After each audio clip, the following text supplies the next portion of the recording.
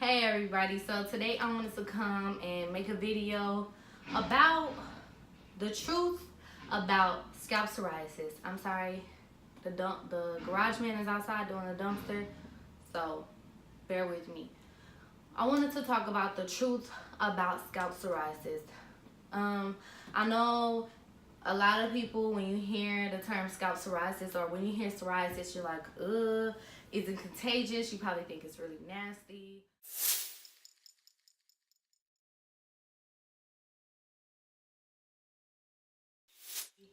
There's probably a lot of misconceptions about it. For those of you who suffer with scalp psoriasis like myself, you probably have a few misconceptions about ways that you can deal with this sort of thing. As most of you know, there is no cure for psoriasis, whether it's scalp psoriasis or you got plaque psoriasis on your body in different places like that.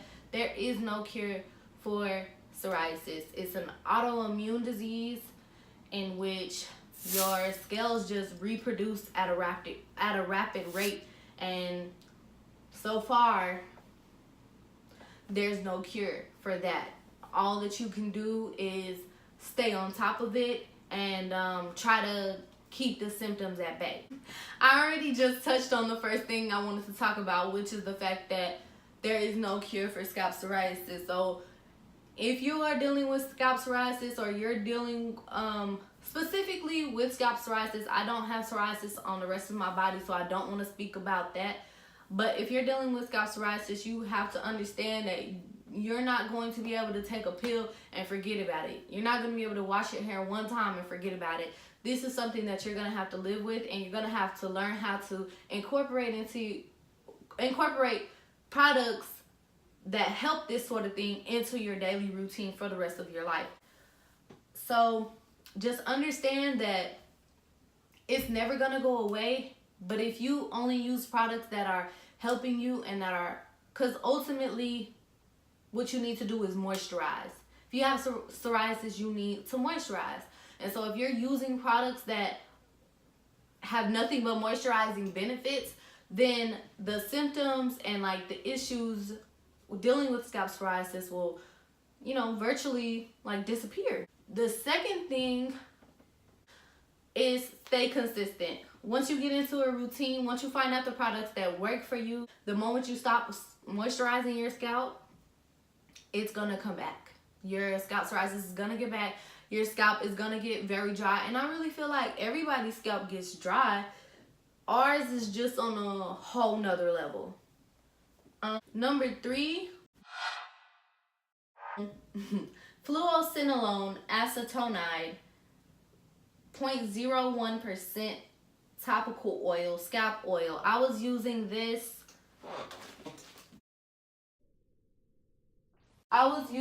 oil since I was about 17 years old, and I'm 23 now.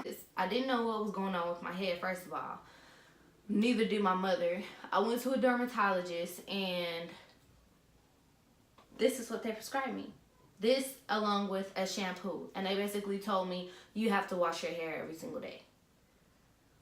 Well, that's not ideal for a black girl. And if you ever tried to do it before, you'll know that only washing your scalp and not washing the rest of your hair is virtually impossible. It's very hard to do. This is what was supposed to help with my problem. As long as I continue to use this along with this shampoo, I shouldn't have had any issues, right? Well, after about 2 years or so, this stuff never really worked. This never really cured my problem. If I let it sit on my scalp for 4 hours and did like a hot oil treatment, my scalp felt better once I washed it off. But within a day, my scalp was starting to dry up again. And if I use this on a daily basis, yeah, it kept it at bay until my scalp absorbed the oils, which was by the end of the day. So by the end of the day, my head was itchy again. After about 2 years, though, I just felt like this was not working. I was putting it on, and it was like temporarily relieving. Honestly, the oil worked better than the shampoo. I felt like the shampoo really didn't do anything. My scalp was actually starting to burn using it. And so I just went on that whole rant to say, you do not have to go to the doctor. Oil, as I said before, there's no cure for scalp psoriasis. So everything that I'm gonna be telling you to use is temporary relief, but I promise you my oil that I've made myself lasts way longer than anything that they could have tried to prescribe to me. So don't go to the doctor. Just listen. Just sit back, get you a soda and some popcorn, and chill and just listen to what I gotta say. All right. Point number 4. You need moisturizing oils. Okay. You're gonna need to go out and buy some oils, and you'll be surprised at what oils I'm about to tell you about.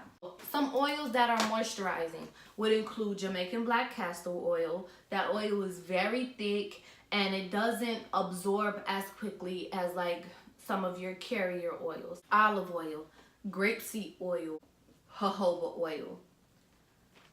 Jojoba oil is an essential oil that it is recommended you mix with another carrier oil so that it's not too strong on your scalp. But I feel like out of most every oil, that was like one of the big ones that I probably will never live without again. Jojoba oil. And also tea tree oil. I felt like tea tree oil was good for those hot oil treatments.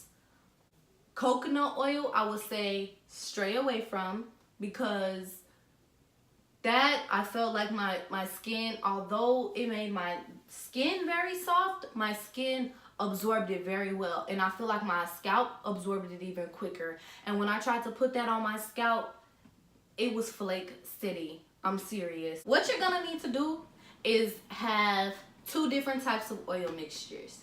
The first oil mixture should be your overnight mixture or your oil treatment mixture.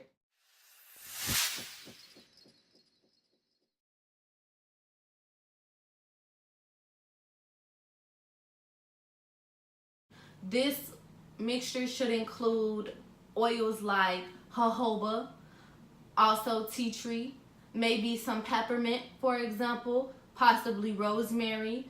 I definitely would recommend avocado oil because it unclogs your hair follicle pores and it's very nourishing to your scalp. Another one I would recommend is grapeseed oil because it's a thicker oil and it could be used as a carrier oil. The second oil mixture that you need is an everyday oil mixture.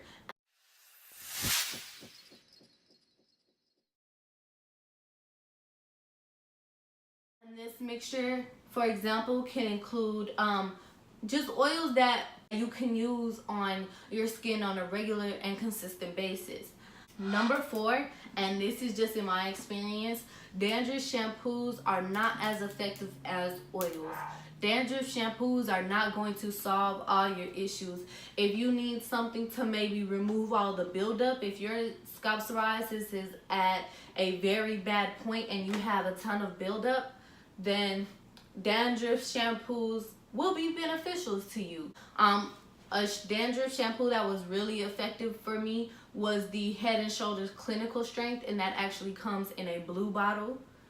I've heard about sulfur 8. I haven't got around to even trying that because, like I said, my scalp psoriasis is at a good place to where I don't want to. I just feel like my scalp is so delicate that I don't want to, put something too powerful on it. So I haven't personally tried sulfur 8 because, I just haven't got around to it. I haven't had a need for one. But I know that is highly recommended out there. I've seen it work for other people. And something that has worked for me is the Head and Shoulders Clinical Strength in the blue bottle. If you have a really bad problem right now and you have buildup on your scalp and your flakes are visible and or your scalp is bleeding, then first off, before you shampoo it, you need to do an oil treatment and you need to let some oil sit on your scalp for at least 4 hours. At least. And after 4 hours, a wash will do you some good because it will begin to soften up those flakes and remove them. And but you need to continue to keep oil on your scalp for as long as your scalp is broken. Number 5, do not pick or scratch. Use your fingertips, the part that you would, you know, have your finger scanned with. Use those parts of your fingers to scratch your scalp. And if your flakes aren't coming up easily like that, then you need to do an oil treatment and you need to soften them up, because scratching and picking at your psoriasis is not gonna do any good. It's not gonna do any good, and it puts you at risk for infection.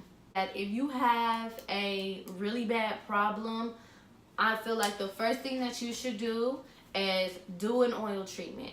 And what that consists of is taking your heavier oils, your highly moisturizing oils that I was talking to you about earlier, and allowing those to sit on your scalp for hours.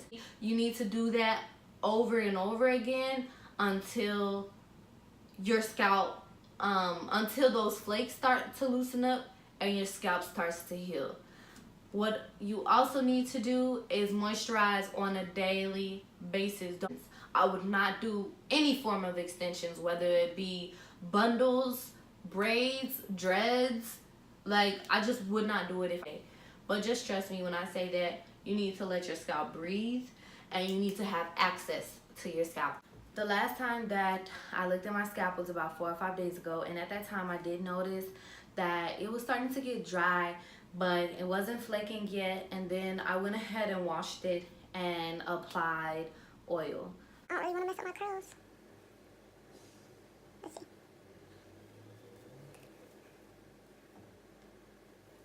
I'm really not going to be able to see anything until I start editing this video.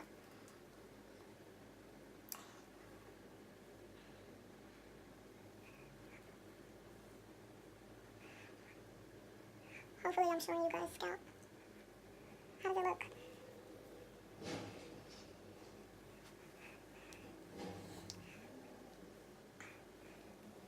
To me, Working, I usually get it really bad around my edges and around here my nose, sometimes my eyebrows, sometimes around my ear. But ever since I've been using my oil concoction, it's been working.